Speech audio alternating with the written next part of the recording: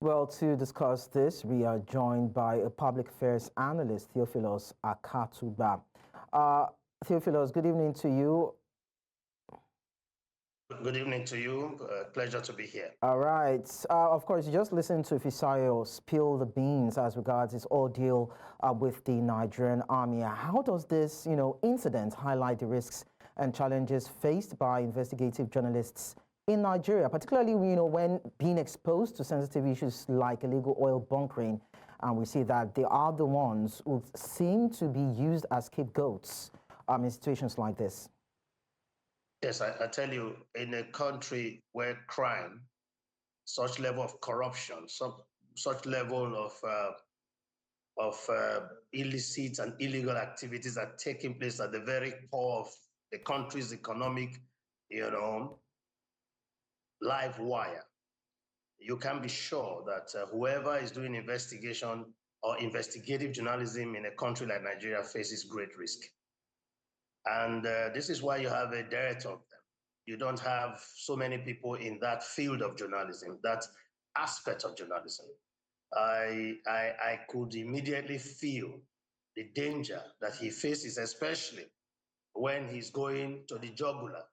You remember that Tom Polo recently accused the Navy of involving bunkering and involving oil theft, and the Navy quickly denounced it and denied. If our security agencies are not compromised in all of these issues, many of the problems we dealt in this country would have been resolved. So it is simply a revelation of something we have always suspected.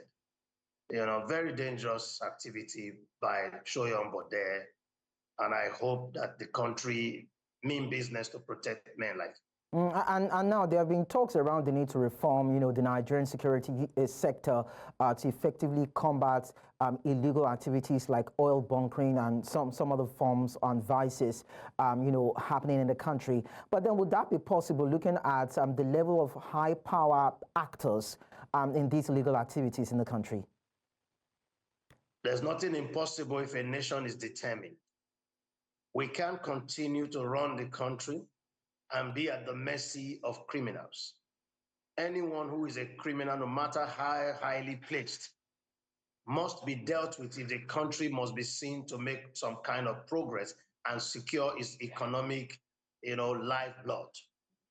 However, the fact that they are there means that the Nigerian security architecture need to be completely, overhauled, because they are all enmeshed in all manner of corrupt practices, illicit affairs, and this is why the country continues to suffer in many aspects of its life. This is why insurgency cannot be dealt with. This is why stay at home in the East cannot be resolved. This is why everything that we recognize as a problem. Why do you think kidnapping has become a business in South and in many parts of the country? Because the security personnel and everyone in actors are involved one way or the other.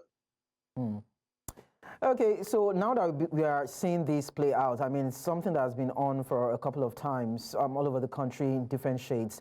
How do you think incidents like this would impact the way the Nigerian Army is being perceived, and even the security architecture is being perceived? Could it erode public trust, and can that trust be rebuilt between the public, the people, and these agencies or these, security architectural bodies? Yeah, it is a very dangerous situation if the very person who is supposed to protect you is the one that is attacking you. If it's a very sad situation, if the military that is supposed to protect the integrity, the sovereign integrity of the country, the sovereignty of the country, is involved in activities that undermine the safety, the progress of that country.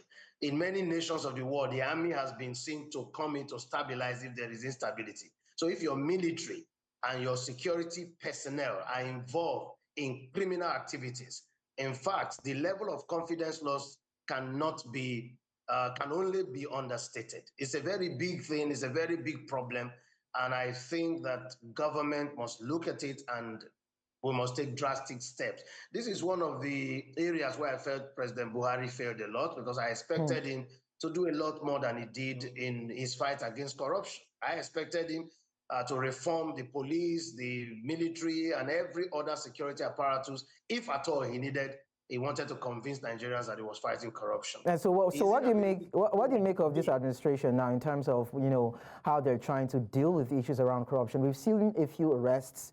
I mean, different parastatals, different agencies. Although we've not seen full prosecution of the law or the wrath of the law come hard down on these culprits, so to speak. But then, are you optimistic that there could be a change in this current administration?